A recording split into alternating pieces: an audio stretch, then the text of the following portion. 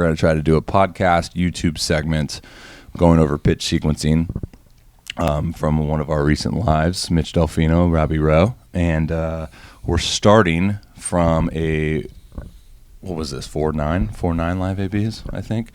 And we're going to have a pitcher's perspective, obviously, from ya boy, and a hitter's perspective from ya other boy. So, do you want me to explain my sequence in terms of how this, like, pitch by pitch, or do you want me to go, like, explain my sequence for the entire AB and then you explain your sequence, or do you want to jump in on my sequence and then tell you what I'm thinking and go from there? I want you to take me through your overall approach on the mound before the at bat, right? So like what you're thinking as far as sequencing goes, right? Because if you're going to be sequencing consistently, right, you have that plan before the at bat, correct? Yeah. Okay. And that changes, right? Like, the thing with live ABs is, like, especially this one was a little bit different because I had you and I had Nate as a lefty. Yeah. So, like, my sequences, I would say, change from, like, righty to lefty. Not a whole lot. We'll explain that a little bit. Yeah.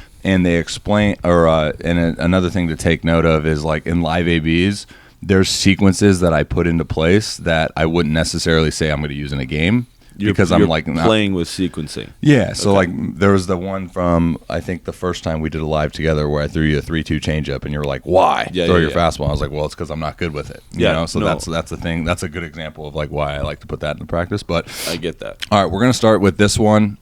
We skipped ahead in this particular like simulated inning. There's, I believe it's first and second, one out, and anytime that I get, so say for example, like this is an 0-0 count. All right. And anytime that I get a hitter that is, I would say 2, 3, 4, 5 in the lineup with guys in scoring position, usually you look at that as they're wanting to do damage. That's what they're paid to do. So for me, I usually look at like, okay, what pitches do I have that best replicate fastball out of the hand? Because I don't want to necessarily like throw the curveball to fool you to where you don't get a swing, and I don't want to throw the slurve that fools you to not get a swing. I'm trying to go. How many outs were there? There's one out. Okay. So I'm trying to go something, like I said, that mirrors the fastball, which is usually going to be the cutter or the changeup out of the hand. So overall, you are going ground ball double play. So I've kind of gotten in a habit like later in my career where I stop looking towards like the ground ball double play, honestly. Okay. So that's like a whole nother episode in and of itself. Okay. So you're not basing your sequence off of the result that you want. Right. So I never look at like result orientated because that's where we talk about that in the box too, right? Like if I'm thinking already of like the 0-2 or like the 1-2 pitch, then my 0-0 and my maybe 0-1 or 1-0 pitch is going to be less convicted. So I'm trying to look at like this 0-0 pitch, like best executed. And this particular sequence, like I think I did literally just throw like 8 balls in a row. And I could not get like my footing, but whatever. So for you, so this is a good example of like why I would say that I'm not trying to shoot for a double play, because if I'm going to use up my fastball, the fastball is best utilized down in the zone for a double play, right? I would never throw you a fastball down in the zone just because I know like that's your strength. So that kind of goes into the old conversation of like reading the hitter. But anyways, we're going to watch this. Yeah. So in my mind, like I said, I'm going something out of the hand early in the count that mirrors best my fastball because I want engagement from you. Mm-hmm. Because I think if I can get you to engage early that I know you want to do and make it mirror a fastball, then I'm going to get, a miss barrel. And that's something that I would like to do in this particular sense. Okay. So your goal would be missing barrels rather than getting a ground ball. Well, in this particular situation in which like there's 2 on because I just walked 2, like the last thing I want to do is continue to go into deep counts. Right. So that's what I was saying. Like my result orientated mindset is like, okay, just miss a barrel. Like keep it simple, miss a barrel. Don't think too much of result orientated. Like, oh, I want the double play. This is a really good pitch. And it's not even miss a bat. It's miss a barrel. Right. This is, I think when I miss a bat, like my misses kind of get like, okay, now I'm here, and then like now I'm here, like when you try and then now I'm bat. here, and now all of a sudden like it's 2-0 with first and second, and it's like I whatever. But this is a prime example of what I was referring to with like the 0-0 action count cutter or changeup. Yeah. Is because I throw this and you read fastball out of the hand and you want to be aggressive. Yeah, and that was a cutter. That was a cutter. That was nasty. Yeah, but that's like a prime pitch, right? Like especially in this location, to not only look like a fastball, like maybe here, out of the hand, but also if you do hit this, you're not going to shoot a gap. You're not going to barrel that. It's on the ground. It's more than likely on the ground. Okay. So now we're 0-1. All right. So we're 0-1. Now this is a good example for like, okay, now you're 0-1. Can you smell the strikeout, right? Like for me, like I told you the other day, like I'm in a position where I'm really fighting for trying to miss bats because that's just a testament to how good stuff is. Yeah. But it's hard to kind of find that balance of like, am I being too fine to try and attempt to miss too many bats and therefore getting too much into deep counts. Yeah. Like the last live we threw where I was just telling you what was coming in that first set was a really good example because like that was just action count based and I was just kind of like feeding you in the zone and my stuff still played. Yeah. No, you got really good stuff. All right. So I have no idea what I'm throwing here, but this is 0-1 right after a cutter. Yeah, I would guess you're going changeup. Okay. I love this sequence for some reason. Cutter followed by a slurve. Why do I love that? Because I think the slurve is about 8 miles an hour less than the cutter, but I still think it comes out of the hand very similar to that cutter. It does. The spin is similar visually. Yeah, and I think that's where I can get a quick 0-2 because I think I can have some leeway with that slurve. Yeah. Because I think if I start it, say I start the slurve like right here. Yeah. I think it's, and maybe not with you because I tried this last time and you didn't do what I wanted you to do. But if I start it here, I think it's a take into the zone as a strike. Well, it's either, and this is why that's a great pitch because it's either a take in the zone, or it's me extending the zone and hitting something in play weak. Right. So realistically, I'm trying to throw this slurve like. I'm trying to start it here, and I'm trying to finish it like right here. Yeah, you're trying to get an extended strike if it's going to be called. Right, because like again, even though it's 0-1 and like I'm ahead in the count, like I don't really want to go to 1-1. Like I don't want you to continue to get comfortable and deep in this count. So I'm still treating this 0-1 almost like a 1-0 slurve. Okay. Because of the previous 8 pitches or the previous whatever, how many pitches. So we'll play it through. All right, let's see what you go with. Yeah. Okay, so I do just that. Execution. Yeah. Amazing. You're beautiful. So I do just that. So I start this. Let's see where it starts. So out of the hand. That looks like a Volk. No? No, because I'm around it. I'm like this. Okay. Oh, got you. Yeah. Okay. So now that camera angle is like a little bit off, but I'm starting this, like I said, right, kind of here and having it break like right there. So you see that where you just drew that red dot? Yeah. Right. I'll explain that to like the youth players as like creating a tunnel. Yeah. Right. So like you're working from the tunnel over the dish. Right. Essentially. Right. But see how you're like now this could go into the conversation of like the reading of the hitter, right? Yeah. Because when you're good, watch your like front hip. Yeah. And when you're good, that front hip doesn't open up until you're approaching the barrel of the ball. We'll see. And I watched the front shoulder.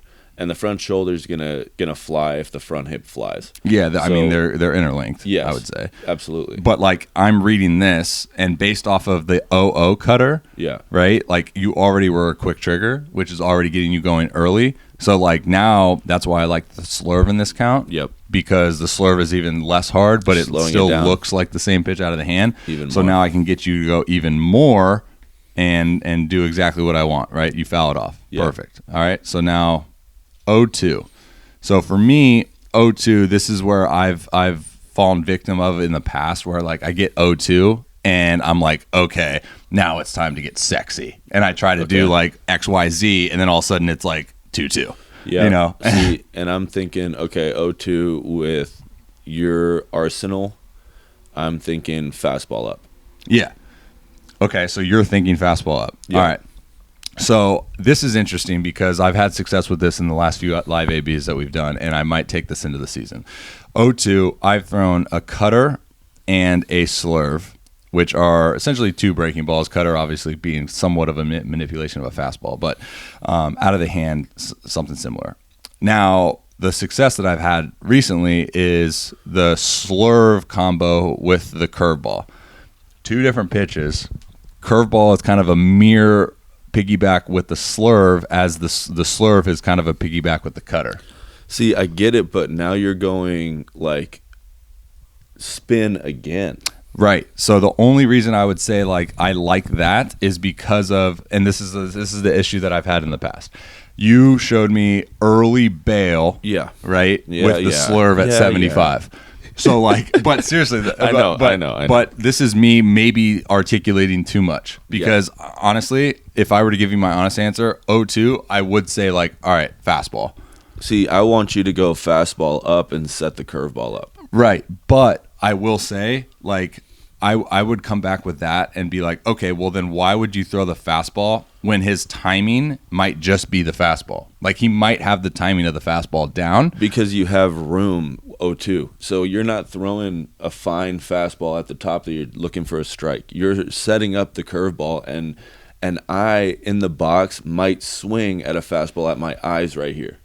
Yeah, but I really haven't tunneled anything off the fastball. You tunnel your curveball off the fastball. Right, but now we're looking too far ahead. You see what I'm saying? Like I'm trying to live in like the present moment. Now, if I go, all right, I want to throw this 0-2 fastball. I want to throw it up so then I can tunnel the curveball after that. Yeah. I'm already thinking about the 1-2 curveball. And for me, historically, that is limiting the conviction in the 0-2 count. So for me being like, all right. It's free conviction.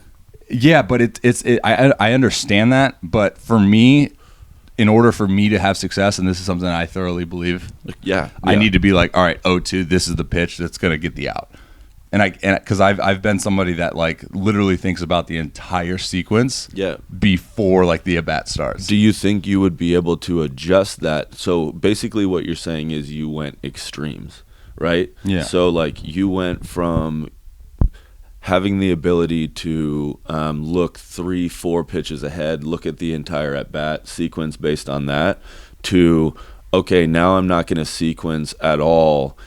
It's not that. I know it's not sequence at all. That's said wrong. It's more of sequencing in the moment rather than sequencing in the predetermined mindset. But do you think you would be able to just sequence your next pitch and your current pitch? I was telling you this, I think the first day that you were here. Yeah. I put more stock into 2-pitch tunneling than I do like the entire sequence. See, but 2-pitch tunneling, dude, has to do with the next pitch you throw after that. So 2-pitch tunneling, I think it has to do more so with the pitch before that. What would you say about 2-pitch tunneling including 3 pitches? So 2-pitch tunneling, I think they all mirror each other. Well, that's the thing, because it's dictated based on your last pitch, which is what you're doing currently, right? You're dictating your current pitch off of your last pitch and calling that 2-pitch tunneling, right? Yeah, remember, well, because in the last time we threw, when I was telling you it was coming, I was like, I would throw a pitch, right? Yeah. And then I had freedom in that particular pitch, and then I would go, okay, let me tunnel this off that. Yeah. And then let me tunnel that off this. Yes. Because I think I get into a bad pattern sometimes where I kind of predetermine a specific tunnel, and then I don't execute it because like you're gonna fail sometimes, right? Like, absolutely. So then the goal is, how can I take all those little failures and still like continue to piggyback off those? So what I don't want to get into let's watch this. 1 second. Just hear me out really quick, okay? So what if you went, because you're already going 2-pitch sequencing or 2-pitch tunneling, right? So your 2-pitch sequence right now is last pitch, current pitch.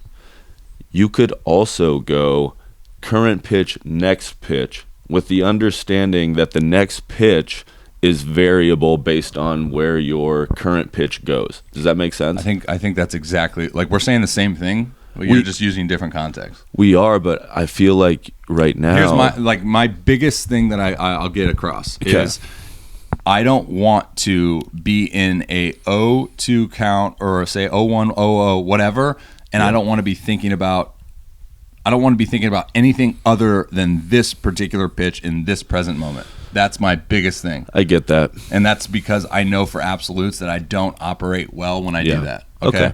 Yeah, I get that. All right, 0-2, let's see what I throw. I have no idea what I'm throwing. Looks like a fastball grip. Fastball up. Out. Okay. That was the swing. Yeah, that was my worst swing of my life. Yeah, so that would go against everything that I just said though. With the curveball. But that's because in the moment you're feeling different, right? Because in the moment you've got adrenaline. In the moment you're thinking about your last two at bats. In the moment you're thinking about the runners on first and second. Yeah. Right. So like that clarity that you have right here when it comes to your idea of how you want to sequence. I'm talking too much. No, but this is what's interesting about sequencing, and this is what pisses me off, right? So it's 0-2, and I essentially throw a fastball. I mean, that's black. Like, that's going to be a strike. Yeah, but that's the same pitch that I hit freaking. But here's the thing. 390 now, if you have the ability as a hitter, like, to go mentally, go, okay, I know it's 0-2, and I know I just swung at a cutter in the dirt and then a slurve down and away. But if I had the ability to mentally clear myself and just approach this 0-2 like I'm just on fastball, you could hit that pitch, double in the gap, right center, first and second, one out. Yeah. I have a terrible inning now. Yeah. That's what's interesting about sequencing, because, like, although that's a decent pitch, I don't like the 0-2 fastball middle away. I don't like the 0-2 fastball that close to the zone. Well, just middle away for me doesn't really work anything well. The good thing is I actually did something I probably didn't try. I think I did try to throw this fastball like right here. Yeah. Now it's there. But the cool thing is about this tunneling effect is now out of the hand, the 0-0 and the 0-1 are very, like, relatively similar tunneling. The cutter started there and went here. Well, the slurve started a little bit more here and went there. But now you have, like, the cutter that went there, you had the slurve that went there, and now you have this fastball that goes there. It's not necessarily a bad pitch when we're talking about tunneling, because that tunnel of that pitch is way further, and from the hitter's perspective, it's going to be to the right. Yeah. Right? That's starting way further out than anything else that I've seen the entire at-bat. Sure. Yeah. And I think it's funny because we can, like, I think you and I are really good, like, from a over-articulation aspect. Oh, like, yeah. We're sitting here, we just watched 3 pitches and talked about those 3 pitches for almost 20 minutes. Yeah. Because there's a lot that goes into it, dude. Kids, more oftentimes than not, though, pitchers understand their strengths and understand the strengths in order to get the guy out. So, more oftentimes than not, like, freedom, understanding, identifying your strengths and weaknesses are going to allow you to have success. Yes, and on the hitting end, understanding what a pitcher's strengths and weaknesses are, right, are going to prepare you for that at bat night and day better than just getting your timing off of a bullpen or something like that. Okay, does that make sense? Let's use this AB as a means to, like, me talk about mentally versus you, and then you versus me mentally. So, okay. So let's go with Mitch. His strengths that I'm essentially trying to stay away is low fastball and middle in. This is hard to write on. Middle in with off speed? Middle in, yeah, with anything. Okay. Because I think for you, unless it's a changeup. Okay. So for you, right here is a no-go, and then for you right here with fastballs is a no-go for me. Yeah. Now, we said it the other day. Against you, I would pocket the slurve unless I can do what I did in that last at-bat, like be precise with throwing it down and away. But if I'm going to throw any slow variety, it's going to be probably a curveball, and then the changeup, I want it to be like right here. Yeah. But with my heaters, I would want those to be right here at the top of the zone. I would say specifically in. Yeah. So I can't get extended. Right. But with the middle in thing is like he's got really quick hands and a really quick trigger. So I'm trying to stay away from that. Now, go ahead in terms of like you approaching me. Okay. Yeah. So approaching Rob, I know that he likes to throw his fastball elevated, more comfortable at the top of the zone. So my approach needs to stay at the top of the zone first, right? So stay on the fastball at the top, because if I drop below that point, I'm not going to be able to adjust back up. Okay. So start at the fastball at the top and allow myself to adjust down to the fastball down. And then just generally always staying on the fastball timing and the fastball away timing for me. And this is where that approach is going to be dictated by the hitter and the hitter's strengths. Yeah. But for me, I needed to stay on the fastball away, and I was usually able to react to the fastball in because I have quick hands. What about breaking balls? What would you say is my go-to breaking ball? Your go-to to me has been the changeup down and in. Okay. And I mean, we've only had 3 sessions of live ABs, so not that many at bats. But that's, as a hitter, like, can't you kind of pinpoint like, okay, this is most thrown pitch is usually the fastball. This is where he's going to generally be in the same area, and then his go-to secondary versus righties is this. Oh yeah, so I'll do this. So when you're coming into me, you go changeup. When you're going away to me, I'm looking spin. Okay. So cutter, slider, and then the curveball, you've been trying to just land for a strike. So that's one that I'm going to swing at. Yeah. If I like where it's at, if I like the location.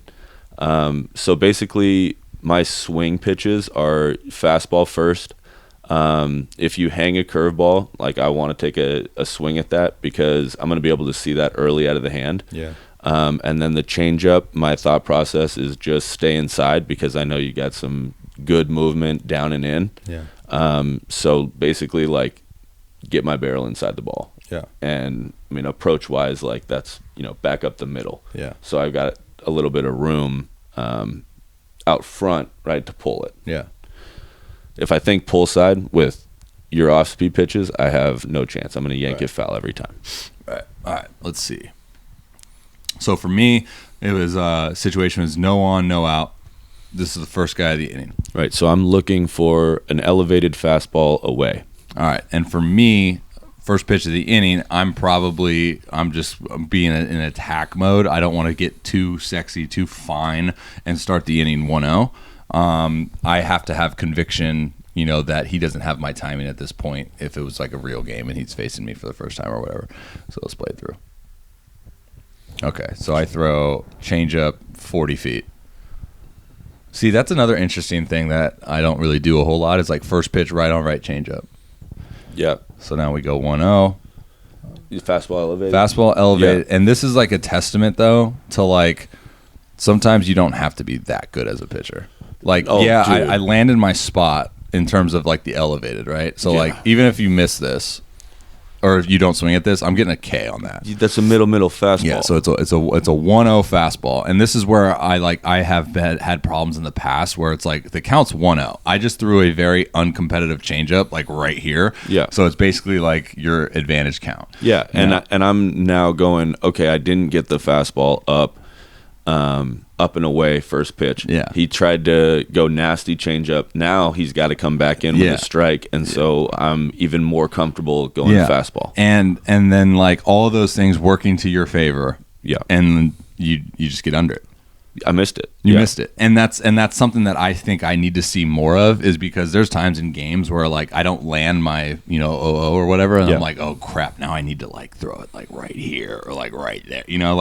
Sometimes your fastball or whatever pitch it is like is just good enough. Like the sequence can be whatever, and then sometimes like the pitch itself, if you train and work on it every single day like I do, is just good enough. And I think that's the trust factor of it, right? Yeah, that internal trust. Yeah. So why not? And here's my thing: why not go just change up middle there and just land a change up? Because I can do that. There's also something to say about this. Go. Okay, so this is the OO. And this is the whole idea, like, have you ever had a pitcher like step off and call time and throw like a warm-up pitch to the umpire? Or a warm-up pitch to the catcher to try to get a new ball, and it changes your eye level? Yeah. So this pitch is right here. Yeah. Look where your eyes are at. Yeah. And like, that's way down. Now, we can make the conversation that that's obviously not competitive because it's nowhere near the strike zone. But you still lean forward and still look at this pitch down. You're on there that every pitch, regardless of where it's thrown, is going to dictate something. 100%. So then I throw a fastball at plus 10 miles an hour, I think 88, 78. Yeah. And now I throw this there. See, and like, when that's I'm a on, lot of ground to look at. It is. But when I'm on, I don't miss that. Well, yeah, sure. And I think that's maybe 5 times out of 10, but like the laws of baseball, like, you know. No, it's hard. Hitting is hard. Hitting's 100% hard, dude. And like, I think when you do take into account, and this is something I need to do more of, is like watching this and really analyzing this, because like hitting is hard in general. Yeah. We can talk about average sequencing, like rules to abide by in terms of changing speed differential. Okay, now change eye level north to south. Okay, now change eye level east to west. Like, add all that into account, it's freaking hard to have success. Yeah, Steve Klein, he pitched for a long time in the big leagues, and he was our pitching coach at a couple different levels. Awesome dude, one of my favorite coaches. He used to talk about crossing X's. Mm-hmm. Right? Have you heard that term? Cross X's? Roy Halladay. Okay. Yeah, that's a big name drop. Attaboy. I mean, I don't know the guy. Oh, you talked to him about it? He showed you how to do it? I love watching him pitch, dude. Yeah, and that was the year where I fell in love with the sequencing, because I thought he was just, and that's what he did. He crossed X's. Dude, that's what I'm saying, and that has to do with eye level and location, in to out. Yeah. Right. And like, if you can mix those two things, and that's where I think you can get in trouble sometimes with the tunneling aspect of things, instead of the, like, I feel like if you could tunnel to those X's, like, that's elite. And here's the thing that I wanted to bring up, and I have been terrible with this a lot of times, is like having the ideal sequence. Right. But then not being able to self-apply it because of your strengths and weaknesses. So what I mean by that is, like, there's a lot of times, me being a baseball nerd, being a pitching nerd, me like loving the game and watching a lot of sequences, I'll get jealous of guys that have like a particular sequence. So for example, like the fastball elevated and the curveball down, the fastball up in arm side versus the slurve down in glove side, the fastball middle in paired with the changeup middle in, like all these very, very precise tunnels. Yeah, I'll be like, oh, that's a good tunnel to use in this particular situation. But like, maybe that game I have no feel for my changeup. Maybe that game I have no feel for my curveball. Yeah, and then I'll get into the bad pattern of like trying to force something that in reality in that particular moment is not a strength of mine. And I'll get over anxious, and I'll try to do more than I think I need to do. Yep. Because I'm like, I'm living in this false reality of like being in MLB The Show. Do you think that could come from having too many pitches in your arsenal? Well, technically speaking, yes, because it's like I have the option. Yeah. Right? Well, you have. But I told you the other day. Yeah. I told you the other day, I like having a lot of pitches, and you've seen all my pitches now. Yeah. And it'll be cool to like ask you if you could rank those pitches. They're nasty. They're all nasty. They're all pretty decent, but like some outings, like I don't have the feel for the slurve. That's what I'm saying. Some outings I don't have feel for the cutter. Having that many pitches, like the odds of you having all of them every day are going to be way lower than if you had 3 pitches that you knew you threw consistently for a strike, and then you sequence off of those 3 pitches, so now you have them every night, and it's not a situation. But see, I still don't see it like that. I still don't see it like, oh, you're going to have them every night. I don't think anything is absolute. I go back to Mariano's cutter, dude. He had 100%, but I think that's the 1% of the 1% of the 1% of the 1% of the 1%, right? Like, not every day we're going to see that guy. That's you, though. You. No, I'll tell you who's me. Who I am is I self-identified early on that I had a unique ability to throw multiple pitches, right? Yeah. And along with that unique ability to do that, I identified that like I didn't have that secondary pitch that was super good. Okay. And it wasn't in part to like the abundance amount of pitches that I threw also that like took away time from training that. Like there's been multiple points in my career where I was like, all right, I'm a 3-pitch guy. All right, I'm a 2-pitch guy. Yeah. All right, I'll go all year throwing like just 2 pitches or 3 pitches. And I've been that guy out. and it never worked, dude. Okay. And I think for me, the bottom line has been how do I create as much freedom and joy as possible when I'm in competition? And that's been through the freedom of having multiple pitches, the freedom of expression of like my love for this sequencing stuff. And that's something that has benefited me. I didn't learn it till late, right? Yeah. But I do think that that's been something that has helped. Now I know that like I don't have, the nastiest repertoire, but like I think I can get away with not having the nastiest repertoire by having, an abundance amount of options. Okay. And I completely respect that perspective, and I haven't even thought about it in those terms of like freedom and fun. Right. And that makes a lot of sense, and I completely respect your decision. Yeah, think about like when you're playing 900 pitches. Yeah, think about when you're explanation. Think about when you're playing MLB The Show, right? Like, for me as a kid, I always gravitated to use the pitcher that had the most pitches because I found that fun. Yeah. Like, right? Like, I've always been someone that I wanted to do, or I wanted to be able and to be equipped to do a lot of different things. Yeah, and you have the ability and the work ethic to be able to do that. Right. All right, tunneling or sequencing lefty. Okay. So for me, I like the curveball against lefties. I like the hesitation here. We'll throw it, and we get a sword. Now, this is a high school kid. Nate's 17, I think, or 16 or whatever. Yeah. Junior, so like he rakes, though. Yeah. So I like the 0-0. I think, to be completely honest, if I see that 0-0, right, he's done.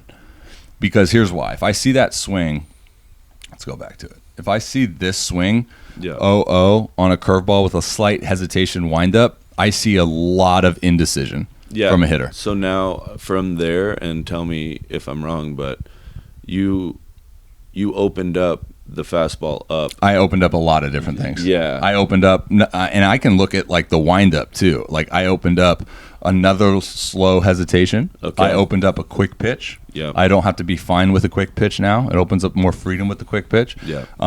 And I open up a lot of things actually right here, down and in, hard. Okay. And I'll show you that here in a little bit. So now, why would you say from that swing, right? And what in that swing? Now, if he would have just taken it, right? If he would have just taken that curveball and said, okay, like you got me, 0-0 or 0-1. Yeah. The reason why I think he's done, because the indecision from him mentally saying, I have to swing at this because it is in the zone, he's done. Okay. Because we were talking about it, I think, this day. Anytime you see like stuff like that, I immediately go, okay, this guy is very uncomfortable when he gets deep into counts. Yeah. He does not want to swing and miss, and he does not want to take. He does not want to take a strike. He wants to put the ball in play early in the count. Right. Okay. And like I said, anytime I see that, I'm reading swing mode, and swing mode guys, I love facing. So now I want to go change up quick pitch. Now I actually did him a favor there. Yeah, dude. I did him a favor there with the change up quick pitch in terms of the sequencing aspect of it. That's something that I wanted to work at. That's right. We were talking about that. And that's why I wanted to throw this after a long hesitation curveball and then a quick pitch changeup, because typically you would look at that sequence, long hesitation curveball, you would be like, all right, if he quick pitch, it's probably going to be a fastball, right? Like a fastball up in the zone. So I wanted to see how well my changeup would play from the quick pitch, and I wanted to see if I can land it. But see, and this is where I would say like there's a lot of overthinking going on there, because if you go quick pitch fastball, right, which is going to be he's no, like, it's not overthinking. It's I wanted to work on that, because like I mean when I faced you, it was different. I think when I faced you, it was a lot of like competition stuff. Yeah. When I faced, I was just trying to like see where I was at with things. Yeah. And I kind of started feeling myself here in the second set. Yeah. Like I was kind of like getting a little fancy and whatnot. Yeah. But that was something that I just wanted to like practice because I hadn't thrown a quick pitch changeup at that point. Okay. But yeah, you're right. Like if I did this in a game, like I'd be pissed. Now, the reason why I did him a favor is because he didn't read changeup in the quick pitch. He was just kind of fooled and said, "Oh, let's go." Like I got to go, and that was where he met his barrel. Yeah. I think like that speed is just where he was kind of accustomed to being at. Well, and in that particular location, you made his timing to the fastball match your changeup by quick pitching it. 100%. So let's see if we get one more with you. Is this where you say you're feeling yourself? No, I don't think so. Okay, good. I turned around because I don't want to see that. All right, I'm throwing you a Volk, little change piece. Okay. No real hesitation. Oh, this is where I was like going to talk about the glove side changeups. Remember? Okay. I told you the last time I was like the goal for me was arm side cutters and then glove side changeups. Yeah. I don't think I need a glove side changeup. I would agree. I don't think I need a glove side. I would agree. For me, what would the goal of the glove side changeup be? You're not throwing it in there to lefties, and it could just potentially run into the barrel for a righty. So right. So right. I think for me, thinking glove side changeup, especially with the Vulcan, like it's hard to get the finger placement right to go glove side changeup. I would say that your glove side changeup is going to be the one that you try to land middle. Yeah, like I don't even need to think glove side with it. I think when I think glove side with it, I kind of like pull. Okay. And that what throws my fingers off the ball. Yeah. And then that's what gives me this kind of like I'm not getting it there type thing. So you're trying to start that like in the lefty batter's box instead of just starting it outer black. Right. Yeah. I mean like even if I just shade like this way, if I cut this plate in two, I think I'd be okay. Mm-hmm. But the reason why I wanted to do this with you is because I wanted takes on that for a strike. I wanted to see if I could get there. Every changeup that I've thrown to you has been kind of right here, and it's always been swings. Yeah. Like you always swing at it. And I was like, okay, can I go changeup here and land one for a strike? And then can then that open up fastballs here? Okay. Yeah. See, if you could That's the only reason I wanted to do it. I like that because if you could land that changeup on the outside black, you're getting a lot of takes from me. 100%. The inside changeup, I know historically, I can just drop the head on that location and hit it over the fence. Yeah. To left. I think that's exactly what I say to you right there too. Really? I think I was like, okay, I'm done doing the glove side changeups because I was like, every time I went glove side changeup, I choked it. You spiked it. Yeah. All right. So for me, I'm doubling up changeup. And I try to go glove side again and don't land it. That's not a terrible pitch. That's what I wanted to talk about. Okay, this thing's slow. Yeah, because like, what? All right, let me ask you this. Yeah. Say it's this pitch in particular is tunneled off what pitch for you to get maybe a swing on this? Like, what pitch would I have had to throw before this to then influence a potential engagement from you? Because, like, I don't think that's a terrible pitch. Like, it doesn't really go much this way. It goes just more straight down. Yeah. I think it starts like it's going in this this tunnel, like, right here. I would say it starts middle to middle. See, with where you're releasing that, I would say, from my perspective, that's starting middle. Yeah, so it's, like, right here. Just watch where it comes out of the hand. That's not a bad take. That's a good take. You see where it comes out of the hand? Mm-hmm. That's a cool picture. Yep. Now go ahead. Right there. See, from there to there, right? That's going middle because I know that your changeup is going to come into me. Mm-hmm. So it's maybe starting middle away. Mm-hmm. But I perceive that as middle. So why'd you take this? Because it dropped out of the zone. So for me, what pitch would have helped that though? Like what pitch could I have paired with that to then? Well, I say if you start that maybe a foot higher. But I'm not saying that particular pitch. Say I throw that pitch, right? So but what pitch before that would I have had thrown? My first thought would be cutter. Down.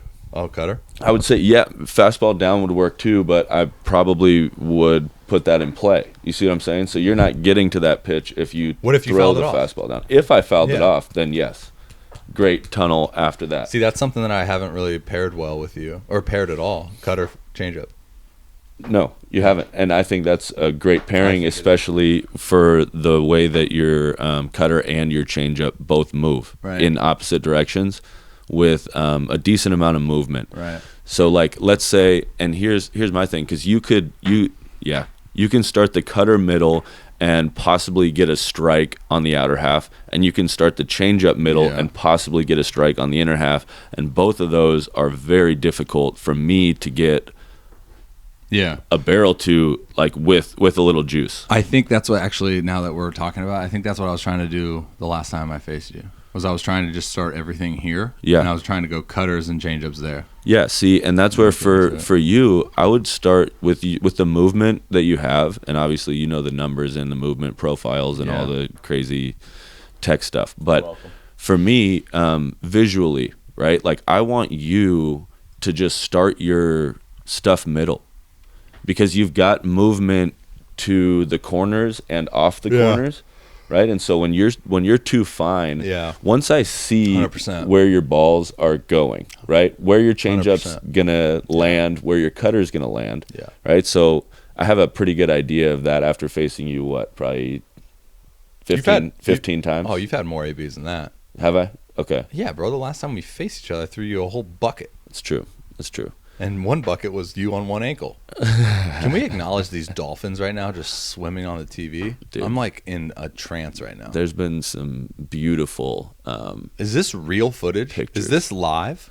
Is this the cold tank out back? That'd be amazing. But you're 100% right, Mitch. And that's honestly something that has been the biggest hindrance for me throughout my entire career, man. Yeah. Well, it's a trust factor. But I think it's more than a trust factor for me, because like I could look you in the eye and I could say with 110% conviction that I trust myself. Yeah.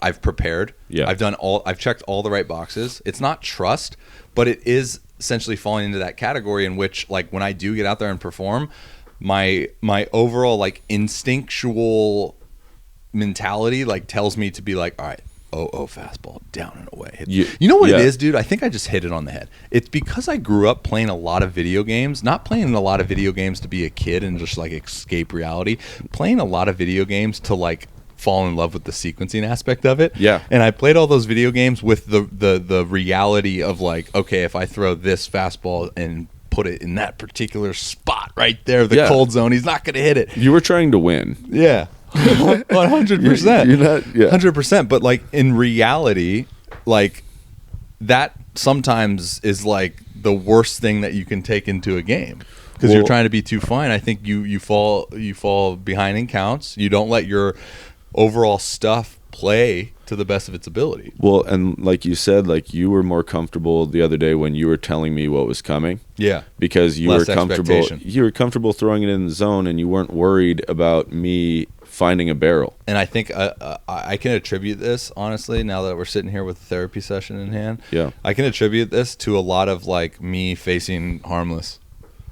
Okay. Because like I have this kind of internal like this idea that, you know, he's not a hitter.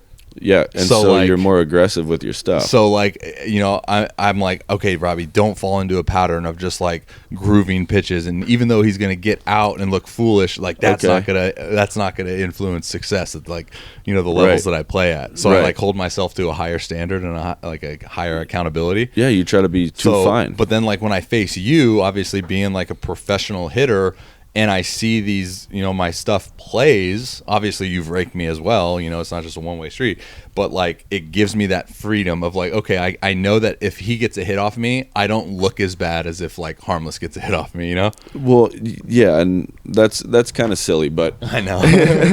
No, and my thing is like, obviously, like even watching these at bats back, like there are a lot of pitches that when I was playing, it was like, okay, I don't miss that pitch. 100%. You know, and so it's almost frustrating being in the box right now without that timing and those reps.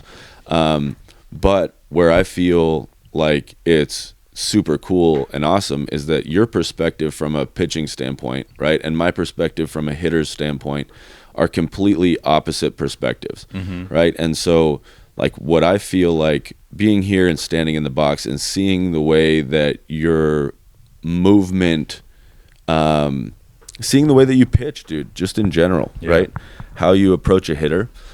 Like I keep saying, like, stop freaking nibbling, right? Like stuff. You got good stuff. I think that's the overall theme of like everything we've done together. Yeah. Is like the way that I love going about it. Like I've always said this, if I had the mentality of like some of the guys that I played with, and you've probably played with guys like this too, where you ask them like, hey, what were you trying to do there? Or like, what was your approach there? They're just like, I don't know. I just played the game. Yeah. I'm like, I don't know. I'm just like, like hanging out. Like they're so simplistic. I'm playing. If I had that mentality. Now, I'll tell you what, the reason why I don't is because I absolutely love this. Yeah, but you can have both. I know. It's really hard. It's really hard to segment. Like, okay, now I'm going to over-articulate, overanalyze, and blah, blah, blah, blah, blah, blah, and then like get out there and just be like, oh, what's up, guys? I'm just hanging out, having fun. Here's a baseball. I'm going to throw it in the zone. I'm good. You know what I mean, though? Yes. Like your brain only knows one input. Yes. And it's on. Okay, so what if you just switched that input to, okay, I'm going to check on my movement profile on my cutter, and I'm going to optimize. I do. I know. That's what I'm saying. I do. I target my over-articulation. Hear me out, though. You can do that. So, okay, I'm going to optimize my movement profile on my cutter. I'm going to optimize my spin rate on my fastball. So I know. I can't do that in a game because I actually don't know what the spin rate is. No, we but can you get like can, a watch app that this will is like what hook you're up already to doing, is what I'm saying, right? All right, you're already let's play doing this out. Time out. Everyone watching this right now, they're like, dude, these guys are like, freaking, what are they doing? They talk so much. I just want to watch the game. Well, if you want to watch this sequence of events, just watch the Live ABs movie because it's coming out. All right. So if you guys are just wanting to watch the action, watch the Live ABs movie. If you guys are wanting to get a deep dive into the baseball mind, watch this. 2-0. What are you sitting here? 2-0 always change fastball. Up, down, down.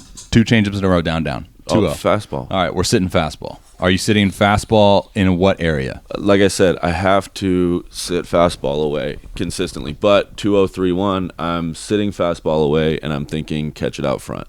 So I don't know how to draw it. This is the first time Mitch Delfino has drawn with the Apple Pencil. Let's see how his execution plays. That's where I'm pretty looking. Decent, folks. Right, and from there, right, if I can keep my body in a position to cover that pitch, right, I should be able to adjust. A lot of pressure on that pen there, folks. Should be able to adjust. I think he drew a smiley face. The rest of the zone, Cyclops smiley face. That's good, actually. Okay, so let's see where we go with it. All right. Okay. So I tried, but this is a really good example, right? So I get into a mindset 2-0 fastball. I'm like, all right, I know I'm throwing a fastball. He knows I'm throwing a fastball. And I'm like, if I can land it right there, I could be 2-1. Yeah. So that doesn't allow me to be free to then get the best out of my fastball. Instead, I shank it, right? Unless I go with if I need to get it into a better state of mind, 2-0, like I'm too good to care. I'm too good to care that I'm behind in the count. You need to get into that mindset all the time. Right? You need to understand that you can miss, but you can't miss left. Yeah, that's a take out of the hand. Yeah. It's a take out of the hand. You can miss in here. Right. Because I'm going to swing at that. I'm already in swing mode. You know that, 2-0.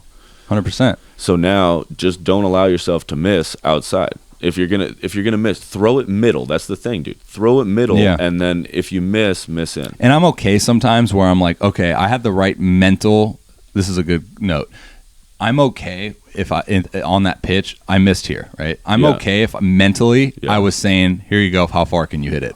I wasn't there. No. I know for a specific fact that I was like, okay, I'm kind of feeling myself. Like, how good can I be 2-0 behind in counts and still pinpoint pitches? Yeah. But if I'm in a better state of mind where I'm like, okay, mentally I'm free, I'm going to throw it right here with conviction. Who cares? How far can you hit it? And I miss there, I'm okay. Here, let me see this.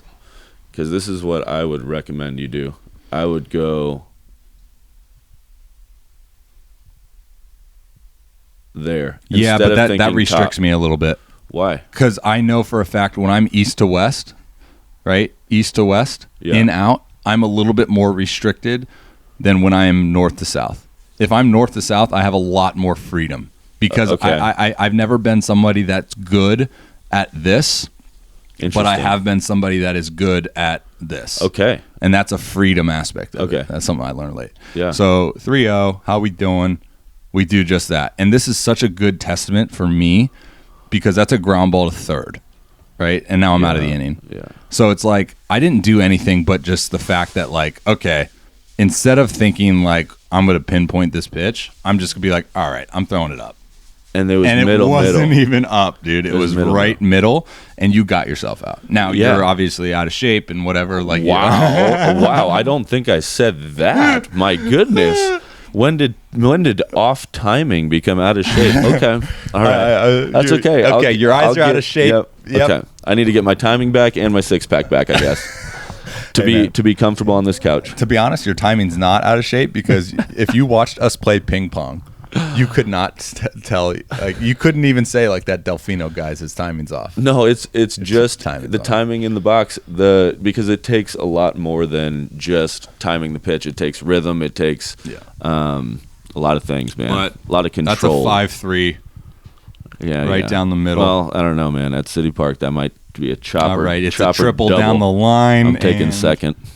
All right, but that was really good stuff. Now let's do it again sometime soon. Yeah. Okay. All right. Thanks, everyone. You're welcome.